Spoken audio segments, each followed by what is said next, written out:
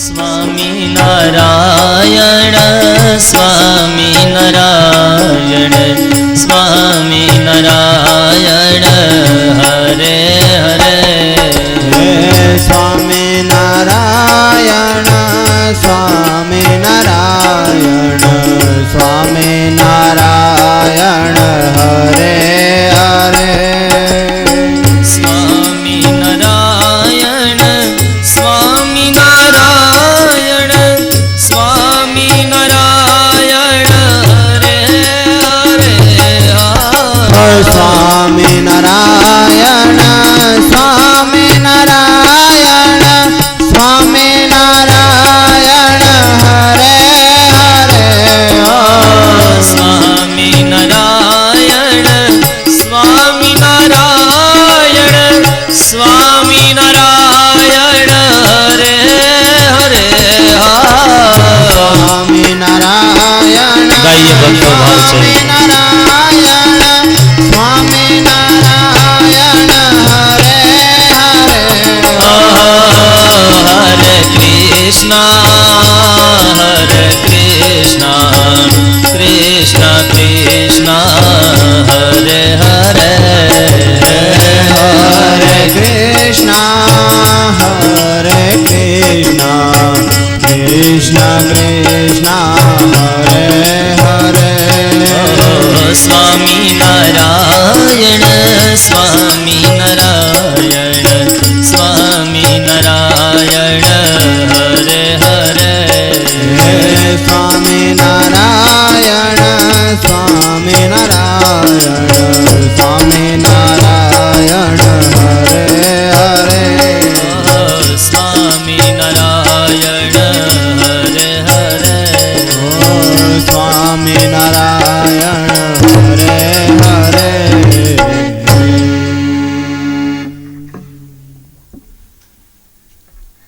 यद्भांग परिस्पंदे विश्वमेतद् व्यवस्थितं स्वामी नारायणो सोयं स्वयं विजयते धरां नित्यानंता असंख्येय कल्याण गुण गणनिधे प्रत्यहेकं प्रत्यनेकं अखिल ब्रह्मांडना नियंता सर्वोपरि इष्टदेव भगवान श्री स्वामीनारायण महाप्रभु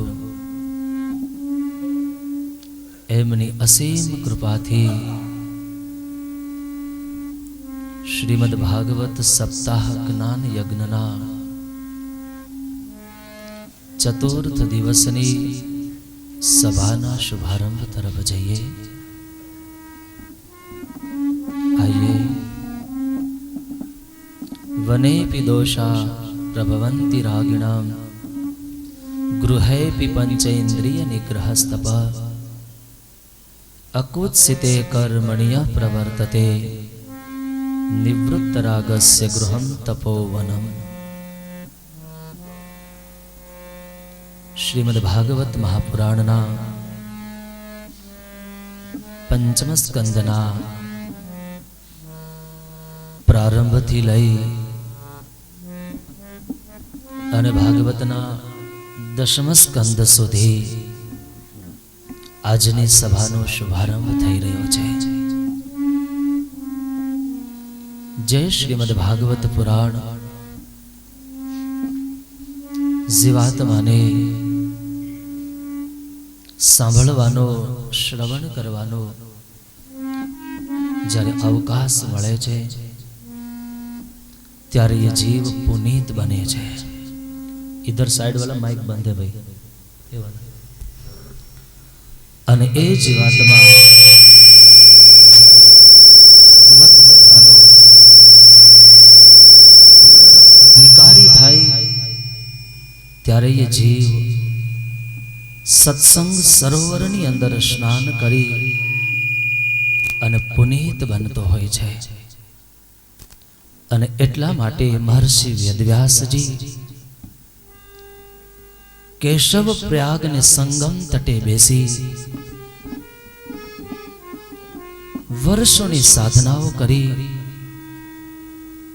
અને સાધનાને અંતે જે ભગવાન શ્રી હરિની પ્રત્યક્ષ અનુભૂતિ કરી હતી, જે પરમાત્માનું દર્શન કર્યું હતું, અને એ દર્શન મારા ભારત દેશનો ભવિષ્યનો સંતાન કરી શકે અને એ વૈદિક સનાતન મૂલ્યોનું જતન થતું રહે, એટલા માટે એ ભારતના ઋષિએ સંસારની અંદર રહેલા જીવાત્મા ઉપર કરુણાથી પ્રેરિત બની અને ભાગવત જેવા સદગ્રંથોનું પાન કરાયું છે. આજે વેદવ્યાસજીએ જો એ ભાગવત કથા ન લખી હોત તો સજ્જનો યાદ રાખો, પરમાત્મા પ્રત્યેનો પ્રેમ શું કહેવાય, પરમાત્માને પામવા માટેનું અજોડ સાધન શું કહેવાય. આ સાધનથી આપણે સદાયને માટે વંચિત રહ્યા હોત.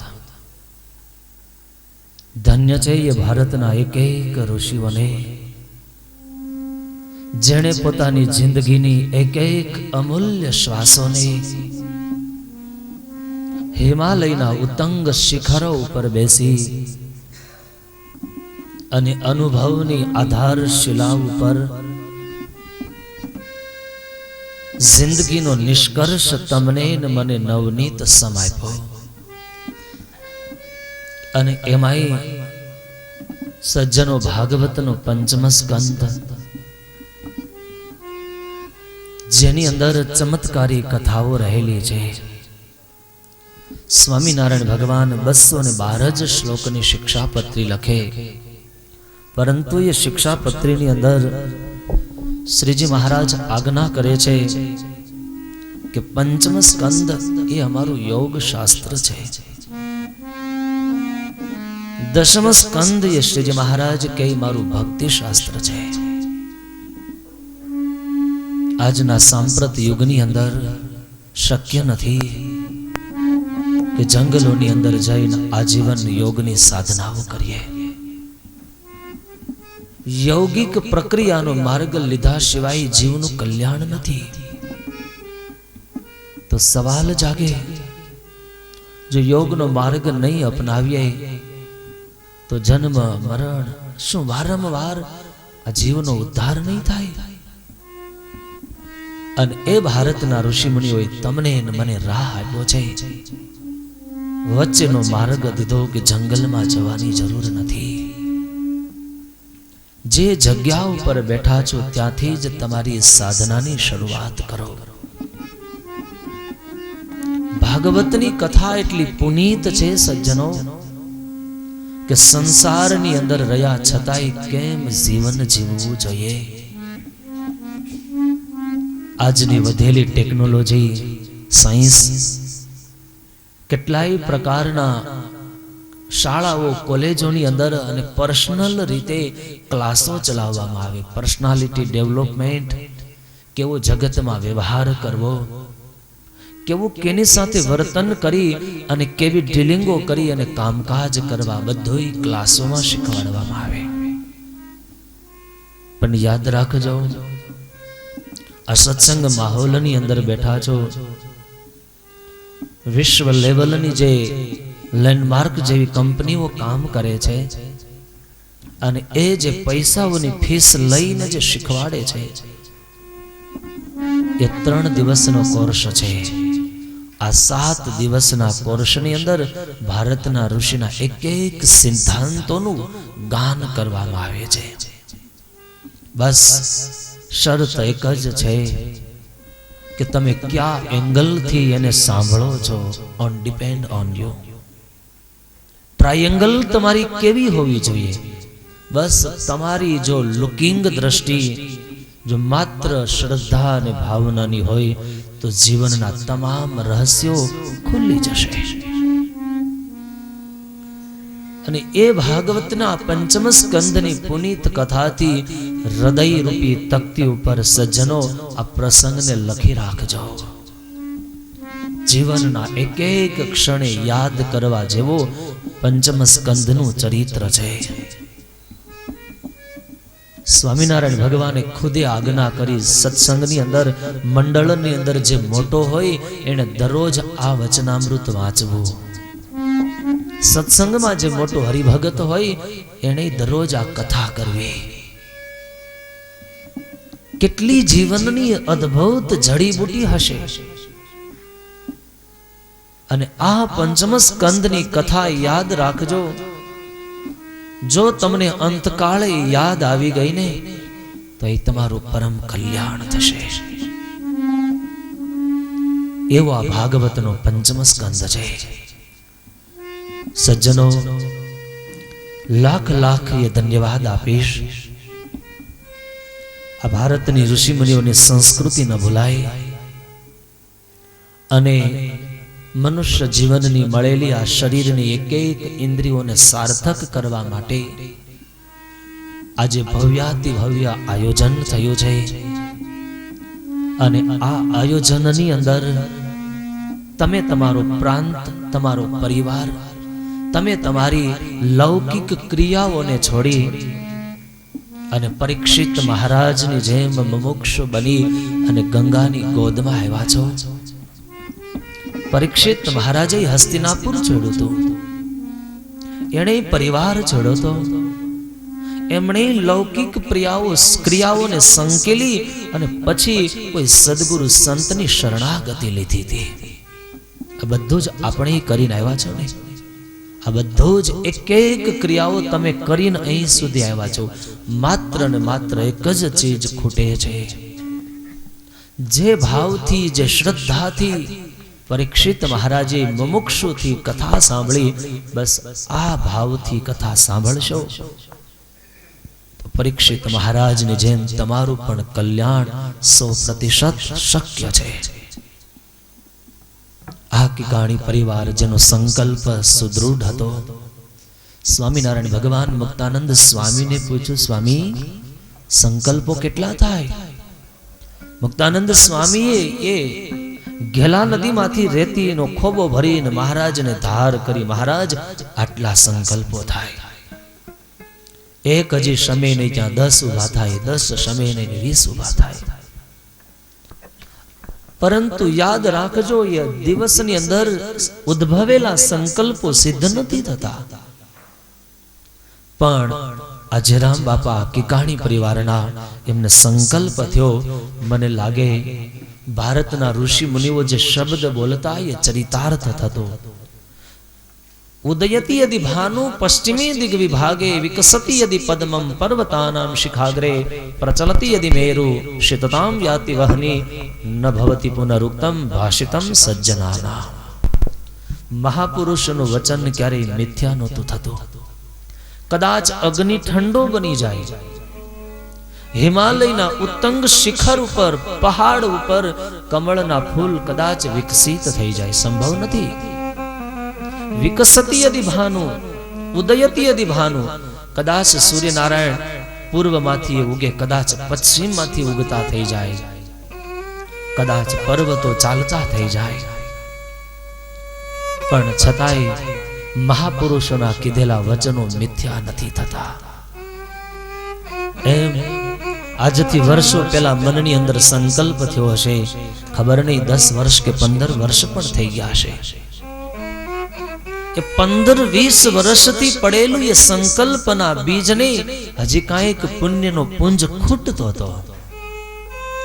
અને એ પુણ્ય પુંજ ધીરે ધીરે ધીરે એ સંકલ્પનું બીજ પરિપાક અવસ્થામાં પહોંચ્યું.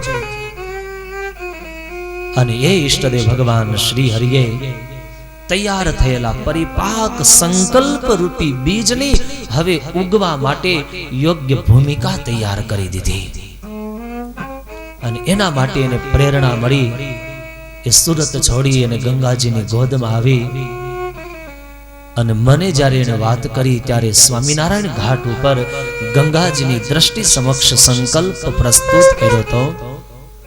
સ્વામી, કોઈ પણ પ્રકારે કથા મારે સ્વામિનારાયણ ઘાટે જ કરવી છે. આ એમનો દૃઢ સંકલ્પ. અને યાદ રાખજો, ભારતના ચિંતકારો કહે છે કે તમારા જીવનની અંદર તમે જે સંકલ્પ કરો ને, એ સંકલ્પમાં જો તમારો દૃઢ નિશ્ચય હોય તો અડધું કામ ત્યાં જ પૂરું થઈ જાય છે. પણ સંકલ્પ સુદૃઢ હોવો જોઈએ. અને આજે ઈષ્ટદેવ ભગવાન સ્વામિનારાયણ મહાપ્રભુ અને એ વડીલો, એ પિતૃઓની પૂર્ણ કૃપાથી આજે સૌ વસુધૈવ કુટુંબકવની ભાવનાને લઈ અમારો પરિવાર, અમારા આત્માના સાચા સંબંધીઓ છે, એમ ઉદાત્ત ભાવનાને વિસ્તૃત કરી અને આજે સદગત જીવાત્માઓના તો માત્ર નામ છે, પણ એ નાતે અમારું જીવન ધન્ય બને. અમારી સાથે શરીરના સંબંધથી જોડાયેલા આ અમારા સ્નેહીજનોનું જીવન ધન્ય બને, એ માટે આ ભવ્ય આયોજન થયું છે. લાખ ધન્યવાદ એ બંને સુપુત્રોને, દિનેશભાઈ કે રમેશભાઈ, એમનો સારો પરિવાર, કેવલ કે પ્રજ્ઞેશ, આ પરિવાર ખૂબ પ્રગતિ કરે, ખૂબ સત્સંગના સદગુણોમાં આગળ વધે અને પરિવારો, પિતૃઓ અને ઈષ્ટદેવના આશીર્વાદના પૂર્ણ અધિકારી બને, એવી પરમાત્માના ચરણોમાં પ્રાર્થના કરી આવો પંચમ સ્કંધની અંદર પ્રવેશ. પણ બ્રહ્મન મને એ સમજાવો, પ્રિયવ્રત મહારાજ આત્મારામ હતા, વ્રત જેને પ્રિય હતા, આવા પ્રિયવ્રત મહારાજે ગ્રહસ્થાશ્રમનો સ્વીકાર શા માટે કર્યો? આ પ્રશ્નનું કૃપા કરીને મને સમાધાન કરો. સુખદેવજી મહારાજ પરીક્ષિત રાજાને સાવધાન કરે કે રાજન, પ્રિયવ્રત મહારાજ ગંધમાદન નામના પર્વત ઉપર બેસી નારદજીને સદગુરુ બનાવી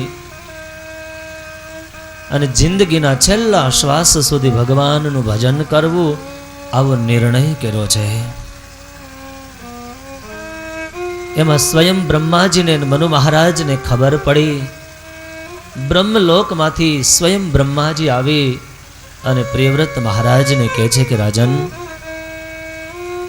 અમે ભગવાનની આજ્ઞાનું પાલન કરી અને સૃષ્ટિનું સર્જન કરીએ છીએ. ભગવાનની આજ્ઞામાં જ આ જીવનું હિત રહેલું છે. માટે તમે પણ ગ્રહસ્થાશ્રમની અંદર જઈ અને ગ્રહસ્થાશ્રમનો સ્વીકાર કરો. ધ્યાન દેના, ગ્રહસ્થાશ્રમ બાધ્ય નથી. ગીતાની અંદર ભગવાન કૃષ્ણ કહે છે કે જે જીવ ગ્રહસ્થ છે, એ જીવાત્મા જો મારી વાર્તા અને મારા ચરિત્રો સાંભળતા સાંભળતા જગતની અંદર જો રહીને, તો એને સંસાર બંધન નથી કરતો. અને ગ્રહસ્થાશ્રમ, એ સજ્જનો યાદ રાખજો, એ કિલ્લો છે.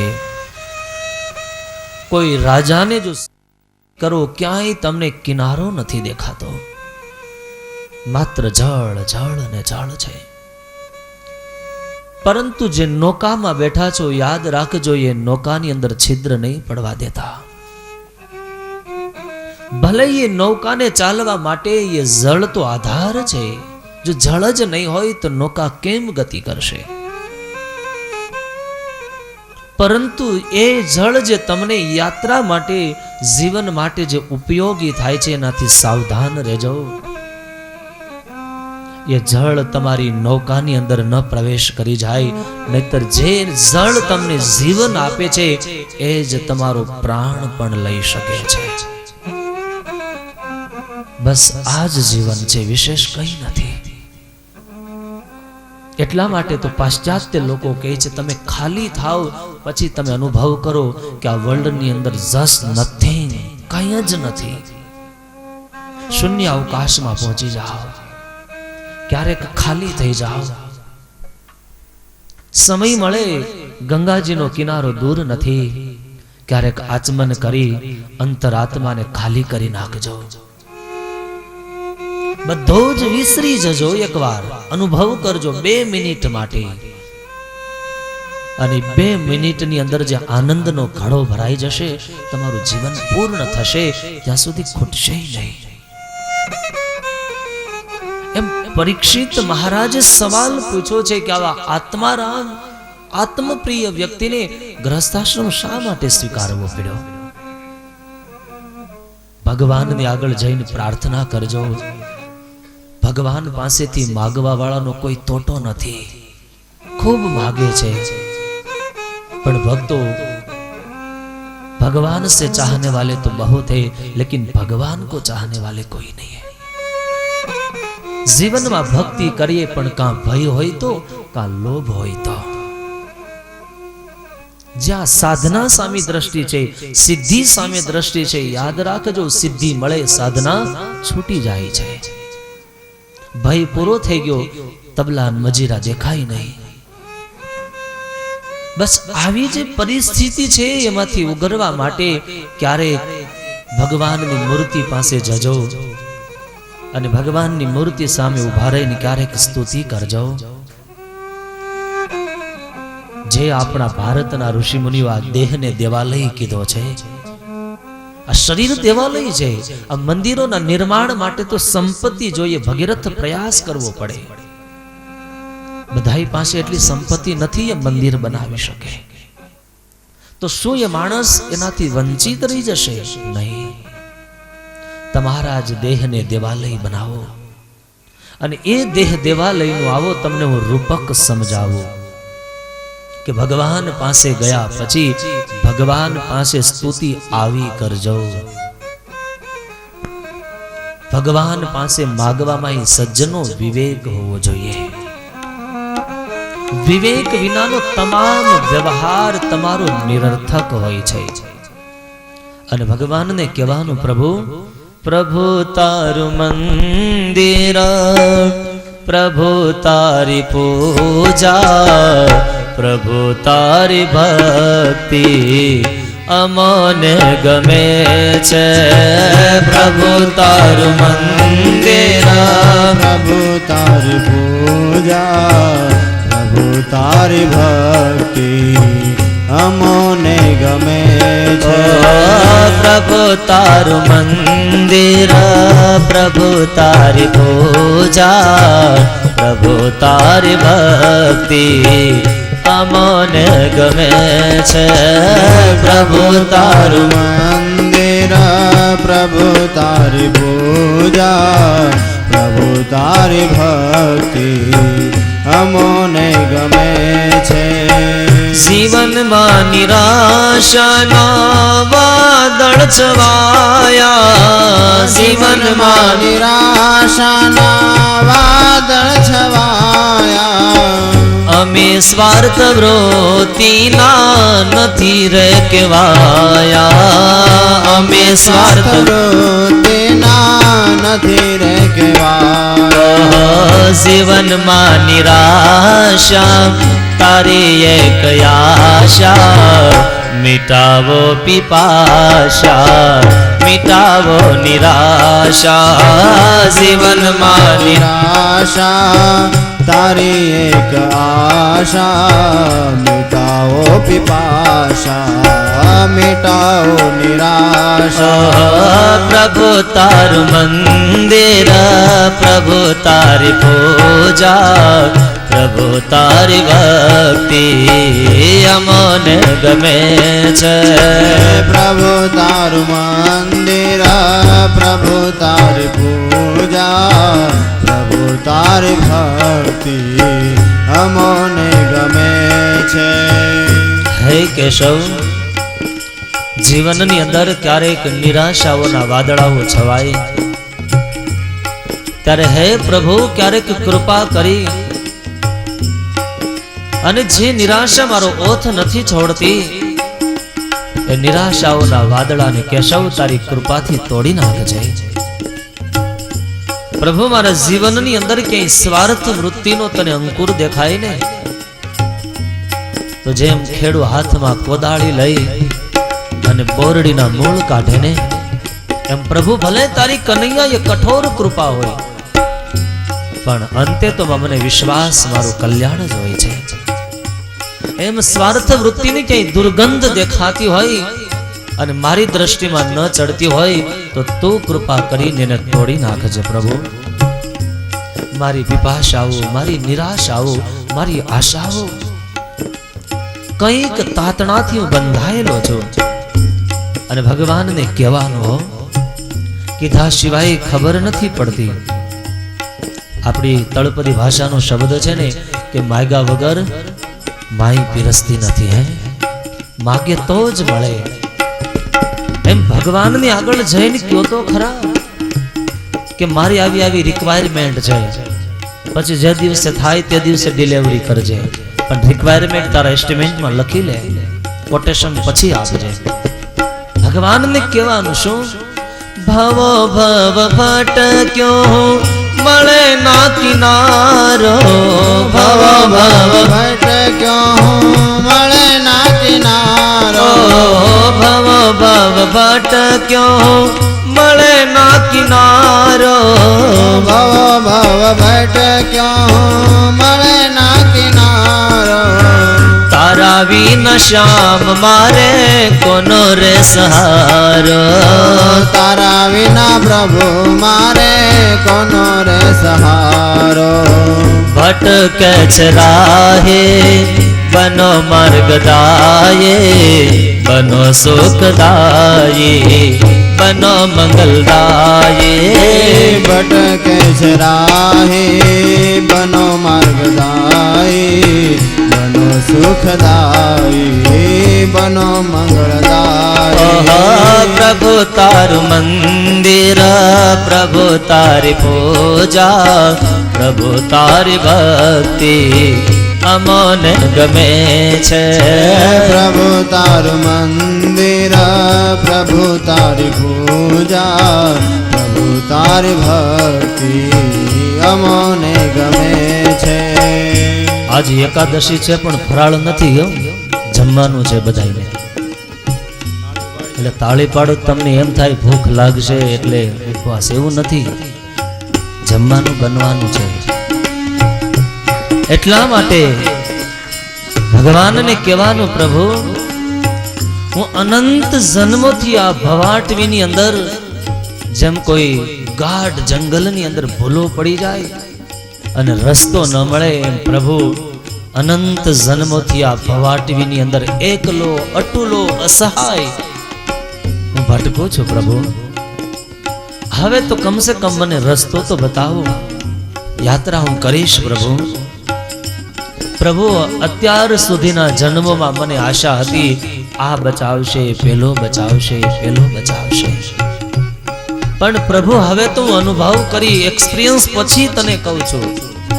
હવે જે હું બોલું છું કે પોપટ તોતા રામ રામ, તોતા રામ રામ નથી કહેતો. હવે તો મેં અનુભવ કરી અને એરણ ઉપર હું આ અનુભવને કસી અને પરીક્ષા કરીને તને કહું છું આટલા કેરેટનું મારું વાક્ય છે. અને પ્રભુ હવે તો મને ઉગાર, અને તું જ મંગળદાયી છો, તું જ સુખદાયી છો. છેલ્લે ખબર પડી, પણ છેલ્લે ખબર પડે તો ભાગશાળી કહેવાય, નકર નથી ખબર પડતી. એમ પરમાત્માને કહેવાનું પ્રભુ ભટકતો ભટકતો હવે આવ્યો છું. ક્યાં આવ્યો છું? દ્વારે તમારા સહારે, આવ્યો છું દ્વારે તમારા સહારે. આવ્યો છું દ્વારે તમારા સહારે, આવ્યો છું દ્વારે તમારા સહારે. લાવી દો નૈયા પ્રભુજી કિનારે, લાવી દો નૈયા પ્રભુજી કિનારે. તમે છો દયાળુ, તમે છો મયાળુ, તમે છો દયાળુ, તમે છો મયાળુ, તમે છો પ્રેમાળુ, તમે છો કૃપાળુ. તમે છો દયાળુ, તમે છો માયાળુ, તમે છો પ્રેમાળુ, તમે છો કૃપાળુ. પ્રભુ તારું મંદિર, પ્રભુ તારી પૂજા પ્રભુ તારી ભક્તિ અમોને ગમે છે. પ્રભુ તારું મંદિર પ્રભુ તારી પૂજા પ્રભુ તારી